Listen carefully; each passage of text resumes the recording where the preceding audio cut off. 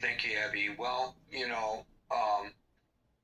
they try opponents of any country or any organization. It's an excellent tactic to personalize it and make it about one individual.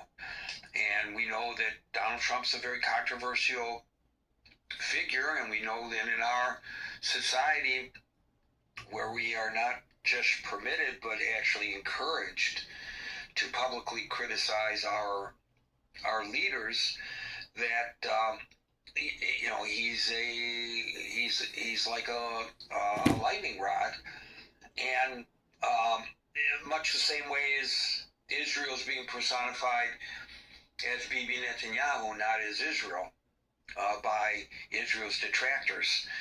And so it's a tremendous tactic. It's obviously going way beyond political rhetoric when you're trying to assassinate the president of the United States.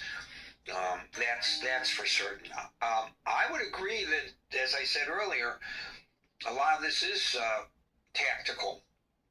He's wielding both the carrot and the stick. The question is whether these folks in power in Tehran or wherever they're hiding out these days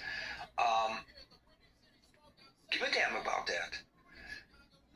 And there is no political war of attrition there. There's a political war of attrition in the West.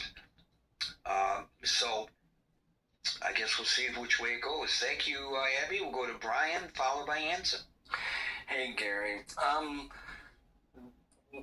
Iran and the United States was never on the same page. Trump would put out a statement, they would put out an opposite statement, or no, that's not the way it was. I know somebody had yesterday a signed MOU, but from everybody, so you would think that they would stick to the agreement. We did the honorable thing and took the blockade away. We took off the sanctions. We upheld our end of that agreement that we were willing to go to. They never opened that straight. There were some few ships that went through, but they never really allowed that strait to be open. So we kind of stepped in this in the very beginning, and Trump gave it a try, but time for the MOU and the peace talk is over.